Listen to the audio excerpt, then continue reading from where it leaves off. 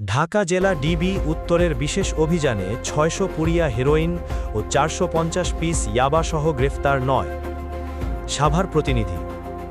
ঢাকা জেলা ডিবি উত্তরের বিশেষ অভিযানে সাভার ও আশুলিয়ার বিভিন্ন এলাকায় পৃথক পৃথক অভিযান চালিয়ে ৪৫০ পিস ইয়াবা ট্যাবলেট, ৬০০ পুরিয়া হেরোইন সহ মোট ৫ জন মাদক ব্যবসায়ী এবং ৪ জন ছিনতাইকারী দলের সদস্যকে গ্রেফতার করেছে পুলিশ।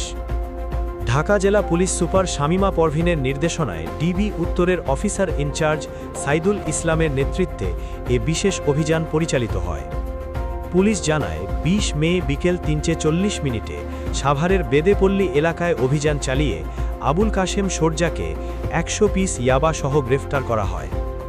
উদ্ধারকৃত ইয়াবার আনুমানিক মূল্য ৩০,০০০ টাকা।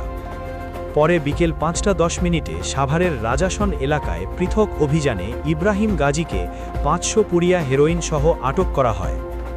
উদ্ধারকৃত হেরোইনের মূল্য প্রায় ১,৫০,০০০ টাকা বলে জানিয়েছে পুলিশ। এছাড়া সন্ধ্যা ৬:২০ আশুলিয়ার পানধোয়া এলাকায় অভিযান চালিয়ে রায়হান মিয়া ও নূরজাহানকে ৩৫০ পিস ইয়াবা সহ গ্রেফতার করা হয়।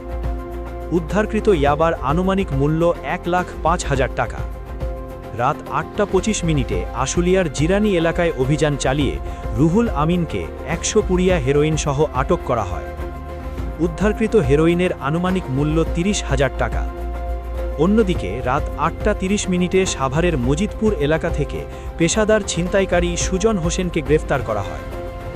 একই রাতে রাত ১০:৩০ হেমায়েতপুর এলাকায় ভুয়া ডিবি পরিচয়ে ছিনতাইকারী চক্রের সদস্য কোরবান আলী ৩২, মেহেদি হাসান মিলন ৩৩ এবং কামরুজ্জামান হীরা ৩৩কে আটক করে ডিবি পুলিশ।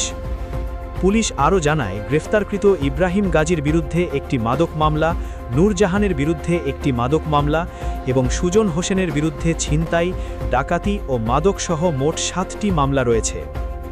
ধর্ত আসামিদের বিরুদ্ধে সংশ্লিষ্ট থানায় মাদকদ্রব্য নিয়ন্ত্রণ আইন ও অন্যান্য ধারায় মামলা রুজু করে আদালতে পাঠানো হয়েছে।